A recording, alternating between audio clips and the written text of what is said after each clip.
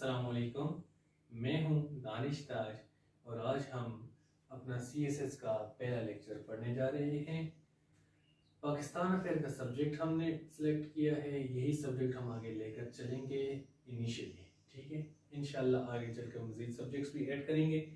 तो पाकिस्तान अफेयर का जो कोर्स है, जैसा कि आप सबको पता है कि डिटेल इसकी हमसे मांगी जाती है 1857 और 1857 से लेकर आज तक, ये 2022 है, आज तक की जितनी भी डेवलपमेंट्स हुई, मेजर एंड माइनर, कुछ भी पूछा जा सकता है। लेकिन स्पेसिफिकली 1857 टू 1947 तक का जो पीरियड है वो हमारा हिस्ट्री का पीरियड है, ठीक है। उसके बाद की चीज़ें करंट अफेयर्स में भी ऐड हो जाती हैं और बाकी भी कुछ मज़ामीन में ओवरलैप करती हैं, जैसे कि IR वगैरह, ठीक है।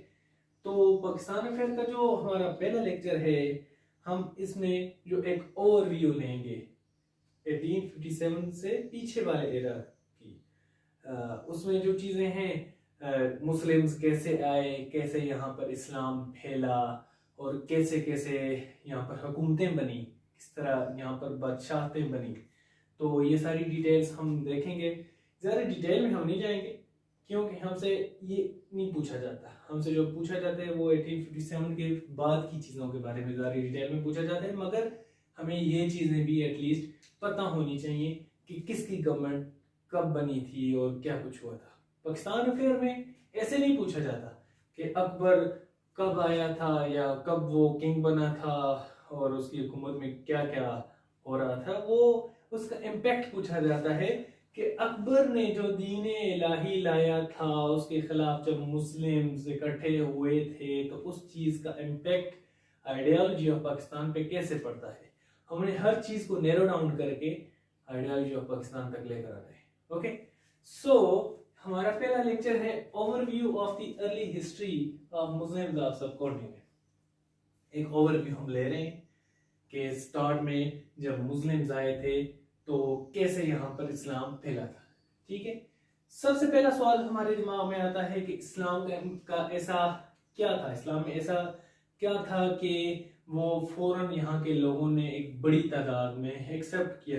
क्योंकि हमें पता है ये अरब्स का रिलीजन था, अरब से आया था तो सारी दुनिया के लिए, सारी जहां के लिए था, लेकिन आया ये अरब से था, माइग्रेट होकर मोहम्मद बिन कासिम के साथ। तो यहाँ पर ऐसा क्या था कि इतने ज्यादा तादाद में लोगों ने एक्सेप्ट किया, क्योंकि यहाँ पर तो हिंदुइज्म था historically, Buddhism and Hinduism. So why Islam had an important impact on region, इस पूरे खिते पर इस्लाम का कैसे एक इम्पैक्ट पड़ा। उसमें कुछ पॉइंट्स हैं कि क्या क्या चीजें इस्लाम में थी, क्या एलिमेंट्स थे, क्या सेलिएंट फीचर्स थे, जिसकी वजह से क्या ऐसी कैरेक्टरिस्टिक्स थी जिसकी वजह से इस्लाम यहाँ पर फैला और एक्सेप्टेंस थी लोगों में। पहला पॉइंट है values of equality and denial of caste system. Islam हमें इक्वालिटी सिखाता था कि सब लोग बराबर हैं। कोई, जैसे कि हिंदुइज्म में क्षत्रिय, शूद्र, वैश्य, ब्राह्मण, कुछ जैसे शूद्र को अनटचेबल बोलते हैं, कोई लोग अबव हैं, कोई बिलो हैं, उनकी इक्वालिटी नहीं हो सकती, किसी भी तरह से इक्वालिटी नहीं हो सकती। तो इस्लाम ने हमसे कहा सब बराबर हैं, कोई भी बड़ा या छोटा नहीं है, खुदा की नजर में सब बराबर हैं, सबकी एक जैसी अप्रोच है रिलीजियसली। इकोनॉमिकली तो होता है, कोई अमीर होते हैं, कोई गरीब होते हैं, लेकिन रिलीजियसली सब बराबर हैं। Ideas of economic welfare and ज़कात, ये जो इकोनॉमिक वेलफेयर एंड ज़कात का जो आइडिया है, ये एक ऐसी अप्रोच है जो अमीरों से पैसा निकाल कर गरीबों की तरफ डिस्ट्रीब्यूट करती है, जो कि इससे पहले यहाँ पे नहीं था। और ये इस तरह का कॉन्सेप्ट है कि अमीर पैसा देते हुए प्राउड भी नहीं फील कर रहा, प्राउड इन अ सेंस के वो लोगों पे जता नहीं सकता कि मैंने आपको पैसा दिया है। उस पर रिलीजन ने फर्ज कर दिया है आपकी ये ड्यूटी, एक सर्टन अमाउंट आपने हर साल गरीबों में डिस्ट्रीब्यूट करनी है, और वो खुदा के यहाँ अपने आप को इसका जवाब दे समझता है। तो ये जो कॉन्सेप्ट है इकोनॉमिक वेलफेयर एंड ज़कात का, ये एक यूनिक कॉन्सेप्ट था जो कि यहाँ के गरीबों के लिए बहुत ज्यादा अट्रैक्टिव था। Third point, fresh flow of ideas. ये जो आइडियाज हैं, थर्ड पॉइंट के जो सब पॉइंट्स हैं, ये तीन हैं, ये न्यू आइडियाज है। देखते हैं कि क्या आइडियाज थे। पहला हमारे था वैल्यूज ऑफ इक्वलिटी, दूसरा इकोनॉमिक वेलफेयर, तीसरे हम ये पॉइंट्स देखते हैं। पहले यहाँ पे था मोनोथियज्म। मोनोथियज्म जो है वो हमारा सॉरी ये इस तरह का थोड़ा सा अपोजिट लिखने हो गया है। पहले यहाँ पे पॉलीथियज्म था और अब यहाँ पर क्या है, मोनोथियज्म दिया इस्लाम ने। ठीक है, इसको हम यहाँ पे रिटर्न कर लेते हैं, ये ऐसे कर लेते हैं। ठीक है, for the understanding of the audience. पहले यहाँ पे था पॉलीथियज्म, मतलब ज्यादा दीन थे। ठीक है, सॉरी ज्यादा खुदाओं को पूजा जाता था। और अब इस्लाम ने क्या दिया, मोनोथियज्म, एक खुदा की पूजा करनी है। पहले यहाँ पे डिस्क्रिमिनेशन थी। ठीक है, डिस्क्रिमिनेशन, हर तरह की डिस्क्रिमिनेशन। औरतों की सती का कॉन्सेप्ट था कि शोहर अगर मर जाए तो औरत को भी उसके साथ ही जला दिया जाए।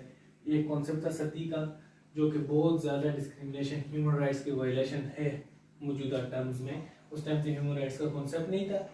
तो ये जो डिस्क्रिमिनेशन थी, इसके अगेंस्ट इस्लाम ने वुमेन राइट्स दिए कि ये क्या बात हुई है, तो शोहर मर जाता है तो औरत को भी साथ कत्ल कर दोगे, नॉट एट ऑल।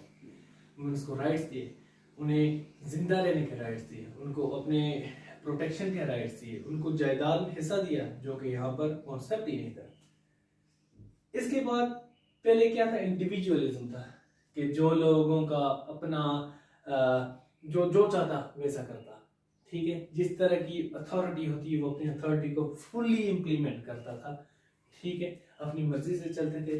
इस्लाम ने क्या दिया, कलेक्टिविज्म। फॉर एग्जांपल मस्जिद का कॉन्सेप्ट, मस्जिद में जैसे सब बराबर होते हैं, जिरगा सिस्टम दिया, फैसले आपके होते हैं प्रॉपर एक चैनल से। तो ये जो चीजें हैं, ये जो कॉन्सेप्ट्स हैं, ये इस्लाम ने दिए। तो इस पॉइंट को आपने थोड़ा सा अपोजिट ले लेना है। पहले पॉलीथियज्म था, बाद में मोनोथियज्म। पहले डिस्क्रिमिनेशन थी, बाद में वुमेन राइट्स। पहले इंडिविजुअलिज्म था, बाद में कलेक्टिविज्म। सो इसके बाद हम लोग देखेंगे